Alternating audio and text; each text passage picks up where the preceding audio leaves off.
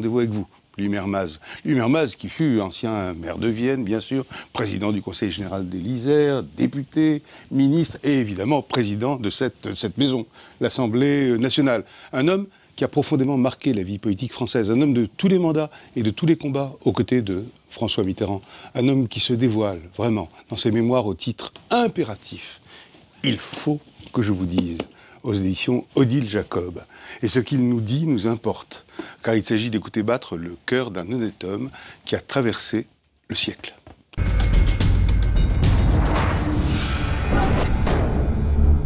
Je suis ravi de vous recevoir, ça me fait plaisir. C'est réciproque, Serge Moiti. Oh, mais c'est parce que votre livre m'a ému. Vous commencez vos mémoires, là, il faut que je vous dise, par cette phrase « Dès l'enfance, j'ai rêvé d'un destin. » Lequel ? Eh bien, c'était peut-être un peu vague, mais c'était de jouer un rôle au niveau du pays, en France, de faire des choses pour la France et d'avoir un rôle historique. Voilà, c'était ça. Enfant, comme ça, gamin. Enfant, oui.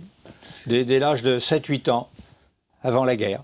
C'était peut-être parce que vous sentiez que vous aviez un destin et une naissance un peu extraordinaire aussi. Oui, mon père, Louis de Chapdelaine, ministre de la Marine, marchande. À l'époque, la France était la 4e, même la 3e puissance navale. Bien sûr. Et donc, dès l'âge de 5, 6 ans, 7 ans, j'avais des souvenirs, et j'ai encore le souvenir au poste parisien de la voix de Léon Blum. Ah oui. Et la voix terrifiante, bestiale de Hitler. C'était vraiment très inquiétant. On sentait cette montée des périls et j'y étais très sensible à l'âge de 6 ans, 7 ans, 8 ans avant la guerre. Je serai un serviteur de la France. Absolument. Et après, vous poursuivez, c'est la première ligne de votre beau livre. Mon ambition aujourd'hui, survivre par l'écriture. Allez, vous vous posez vous-même la question, est-ce répondre à un souci d'authenticité, ou céder à l'âpre jouissance de l'impuissance? Quelle est votre réponse? C'est la volonté de se faire connaître complètement. Mitterrand disait que j'étais un homme complet. La formule peut sembler bizarre, mais c'était comme ça. Il le disait, oui, c'est exister complètement et pouvoir dire ce qu'on n'a peut-être pas eu l'occasion de dire au cours de la vie publique. Et vous éprouviez ce besoin? Absolument. Laisser une trace. Laisser une trace, et cela, je l'ai senti encore plus fort après la mort de mon fils Frédéric en 1991. C'est là que j'ai décidé d'écrire ce livre. Votre fils Frédéric, pardon de rappeler, avait 38 ans. Non, il avait 20 ans. Non, c'est Frédéric, c'est Pierre qui avait... Pierre avait 38 ans. Parce que vous avez perdu vos deux enfants. Oui. Ce qui est terrible, c'est la pire des épreuves qu'un homme peut vivre. Frédéric dans un accident de surf sur la Manche. Là. Et puis Pierre s'est suicidé, il était comédien. Un moment de désespoir. À chaque fois, on se pose la même question quand on vit ça. Comment on fait pour survivre? Eh bien, je crois qu'il y a cette volonté, ce désir d'éternité. Les choses sur Terre sont relativisées, puis moi, je crois en Dieu. Alors cette volonté d'éternité, se disant dans le fond, ils survivront, nous survivrons tous. Et je crois que ça c'est fort, et nous nous retrouverons. J'entends encore ma femme me dire peu de temps après sa mort, je suis sûr que je le reverrai. Ah, c'est beau.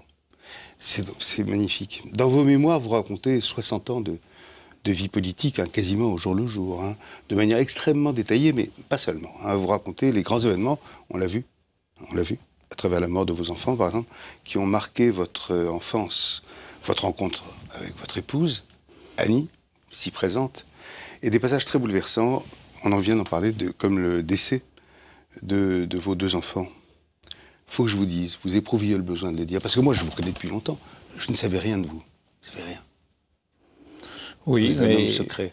Vous ne m'aviez pas interrogé, on ne m'interrogeait pas. Mais oui, on ne peut pas. Oui, je pense qu'il y a dans ces circonstances-là comme une sorte de barrage.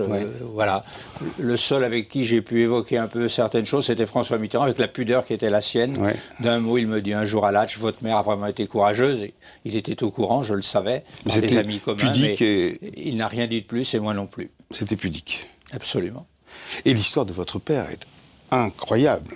C'est une histoire qui semble venir d'un lointain passé. Votre père, rappelons-le, enfin ne le rappelons pas, disons-le, s'appelait Louis de Chapdelaine, donc un noble, était ministre de la marine, et de la marine marchande et de la marine de guerre.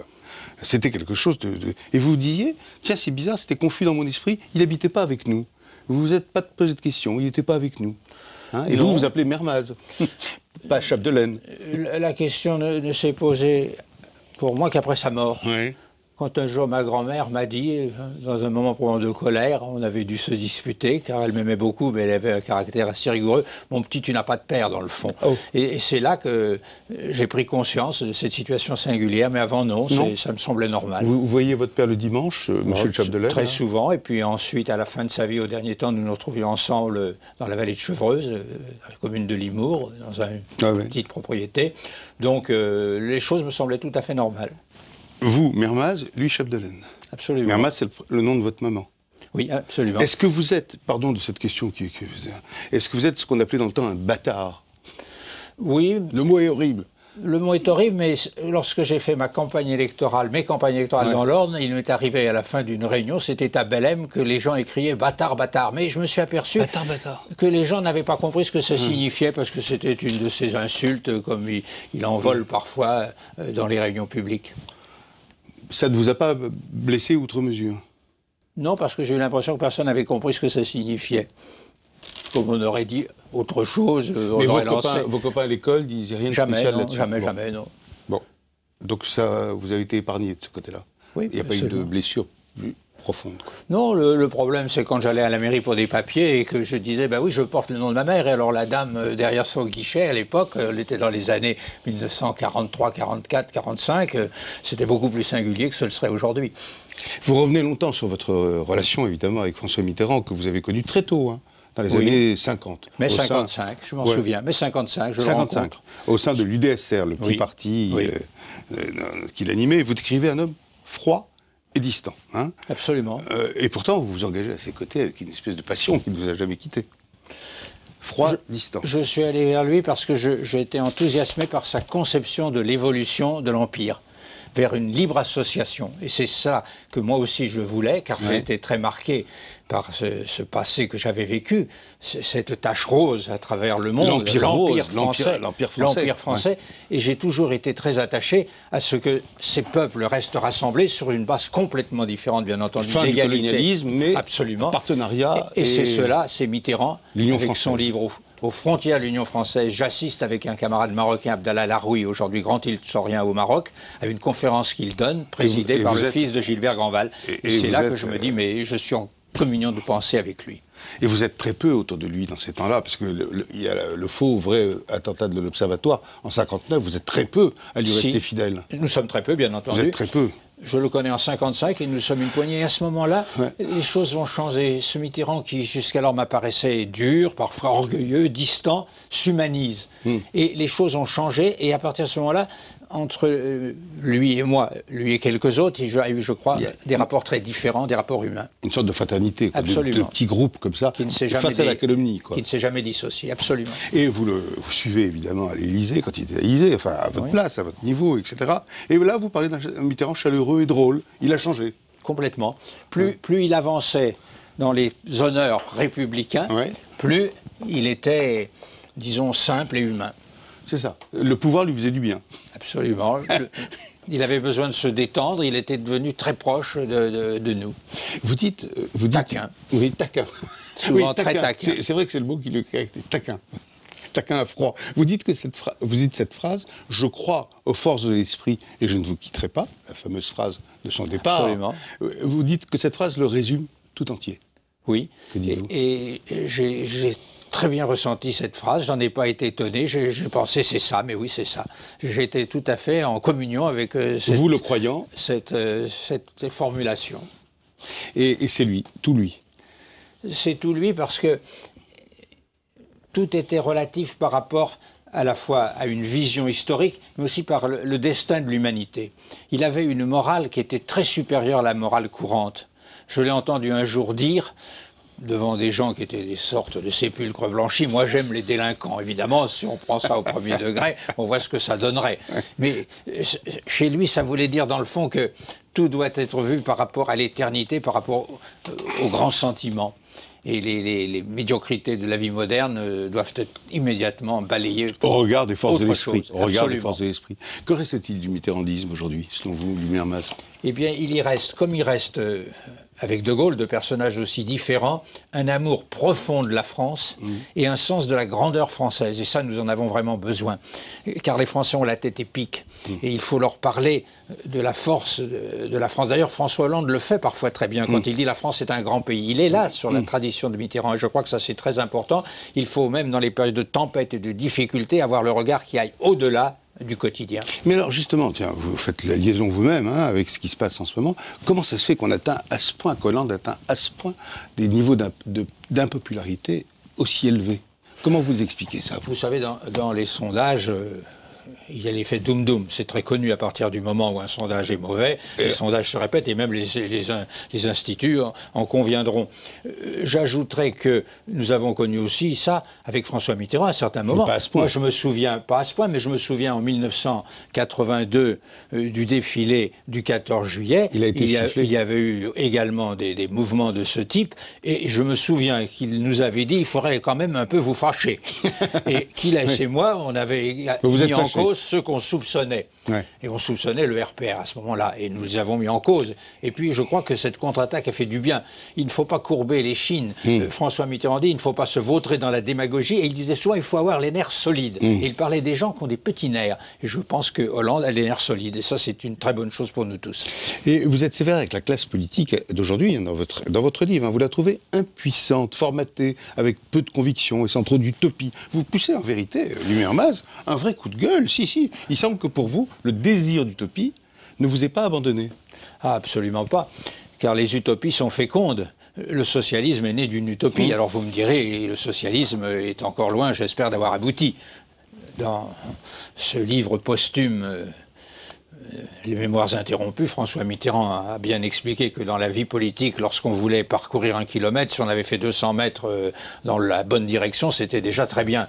Donc l'utopie est nécessaire, et l'utopie peut se réaliser peu à peu. Si on n'a pas un rêve, on est plaqué sur les événements. Et ce qui était formidable avec Mitterrand, c'est que même lorsque nous avions pris des coups, on en a connu des échecs, 65, 74, eh bien, on n'avait pas l'impression de perdre sa vie. On avançait. Et je me souviens d'un jour où nous étions Ernu, fille ou moi, quelques-uns après l'échec de 74 réunis autour de lui, je l'entends encore nous dire dans un petit bistrot de la rue de Seine, « Ah, vous ne serez peut-être jamais ministre.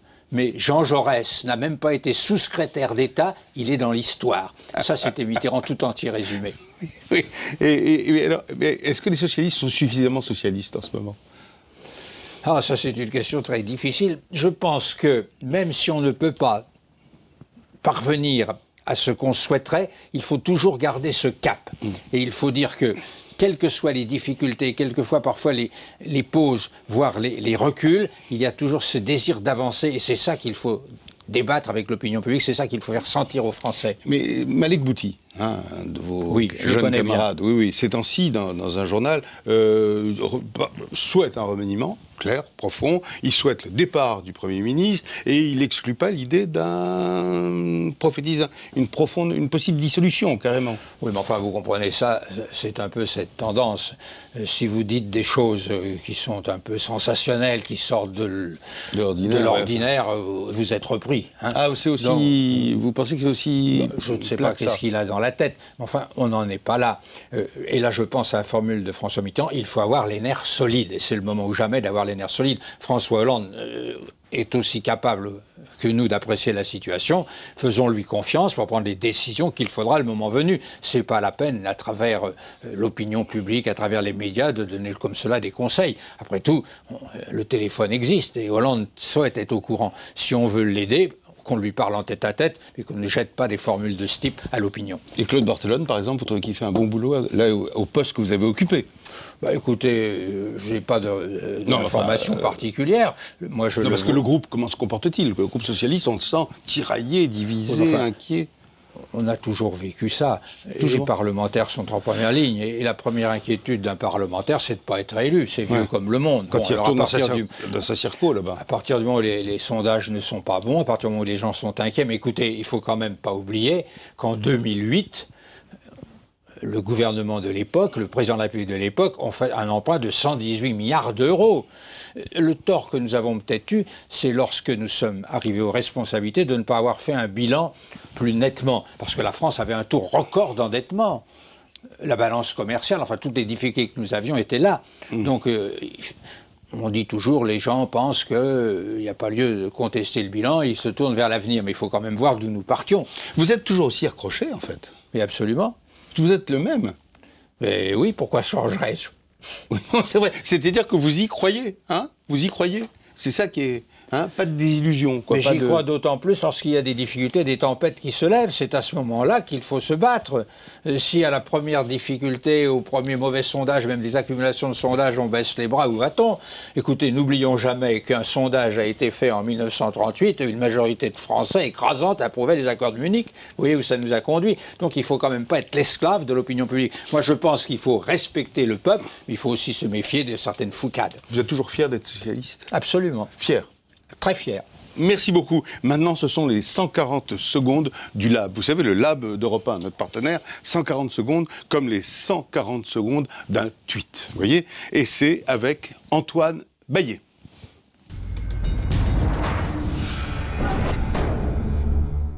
Antoine Baillet, c'est à vous. Bonjour Monsieur Mermaz. Le principe, c'est que ce sont une succession de réponses et de questions qui sont courtes, rapides, mais précises. Je voudrais prolonger la question des huées de François Hollande. Est-ce qu'il aurait dû avoir une réaction, allez, à la Badinter, au Veldiv? Est-ce que les sifflets du président, ça a appelé une réaction forte? François Mitterrand n'avait pas eu plus de réactions en 82 quand il a vécu cela. C'est nous qui avions contre-attaqué. Voir des militants anti-mariage homo qui ont crié à Christiane Taubira « Mange ta banane, la guenon ». Ça vous a fait quoi? Ça, c'est une honte absolue. Ça m'a mis dans une fureur très grave, et je trouve que là, il y a quelque chose à faire. Il faut la France est raciste? Non, mais il y a des relents de racisme, et c'est pas nouveau dans l'histoire de notre pays, hélas, et il faut les combattre. Violemment. Violemment. Est-ce qu'un député de la majorité peut refuser de voter un texte de son gouvernement? En principe, non, mais parfois il y a des cas de conscience. Lorsque nous avons voté l'abolition de la peine de mort, et il y a eu une ou deux exceptions pour des cas de conscience. Lorsqu'il y a eu l'interruption volontaire de grossesse, il y a eu aussi un ou deux cas de conscience, mais c'est très excessivement rare. Vous encouragez l'aile gauche du PS aujourd'hui à continuer à rejeter des textes du gouvernement? Absolument pas. Je pense que le débat doit être au fond lorsque le groupe est réuni, mais qu'après la discipline s'impose. Si je vous dis non-cumul des mandats, vous me dites erreur? Moi, je suis pour le cumul des mandats, parce que je pense que c'est ce qui assure l'indépendance du parlementaire. Sinon, il est tout entier dans les mains du gouvernement ou de son parti. Donc la loi actuelle est une erreur de François Hollande? Elle pose des problèmes. La preuve, c'est qu'elle ne sera appliquée qu'après 2017. Est-ce qu'un député, ça tweet? Oui, de plus en plus. Et c'est une bonne tendance? Vous l'encouragez? Parce que tout à l'heure, vous critiquiez cette tendance à l'exposition permanente. Personnellement, je ne suis pas pour. Dans plusieurs de vos cabinets, vous avez compté un certain Jean-Pierre Philippe, qui est plus connu pour être Monsieur NKM. Est-ce que c'est un homme de gauche, le mari de NKM? Il faut lui demander. Il le déclare, lui. Moi, je n'en sais rien. Je ne suis pas dans son cœur. Il a été votre chef de cabinet? Non, donc il a été membre de mon cabinet. Mais donc vous le connaissez quand même très bien. Vous lui avez même mis le pied à l'étrier localement. Fondamentalement, dans vos échanges, c'était un homme de gauche? Mais j'en sais rien. Quand je l'ai connu et fréquenté, il était de gauche. Qu'est-il devenu? Je n'en sais rien. Chacun son destin. Mélenchon. Quel regard aujourd'hui vous portez sur Jean-Luc Mélenchon? Jean-Luc Mélenchon a aidé à la victoire de François Mitterrand. S'il ne s'était pas clairement désisté, on n'aurait peut-être pas gagné les élections. Je pense qu'aujourd'hui, il exagère. Donc il va aider à la défaite de François Hollande? Pas forcément. Mais je pense que nous devons tout faire pour essayer, non pas de le faire rentrer dans le rang, mais de le récupérer. Merci beaucoup, c'est déjà la fin. Merci beaucoup, Louis Mermaz. Merci beaucoup, Antoine. Merci beaucoup.